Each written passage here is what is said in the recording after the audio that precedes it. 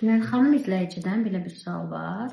Bir dəfə xanım polipə görə cərrahi əməliyyat olunub, yenidən polip yaranıb və belə olan halda xanımın uşağı da yoxdur və belə olan halda xanım soruşur ki, nə etməlidir? Ümumiyyətlə poliplər tez-tez təkrarlanan, təkrar yarana bilən patologiyalardır və poliplərin cərrahi müalicədən başqa müalicə üsulu yoxdur. Yəni ancaq cərrahi müalicə ilə əmələ gələn polipi yox eləmək olar.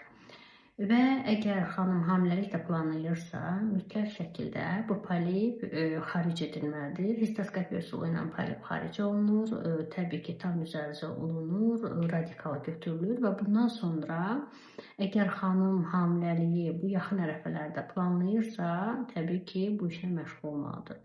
Əks halda, əgər hamiləlik təxirə salınırsa, belə olan halda təkrar polipin yaranmasının qarşısını almaq üçün təbii ki, hormonal həblərdən və yaxud da ki, yəni hormonal vasitələrdən bu oral həblər şəklində də ola bilər və yaxud da ki, uşaqlıq boşluğuna yerləşdirilən hormonal vasitələr spirallar şəklində də ola bilər, istifadə olunmalıdır.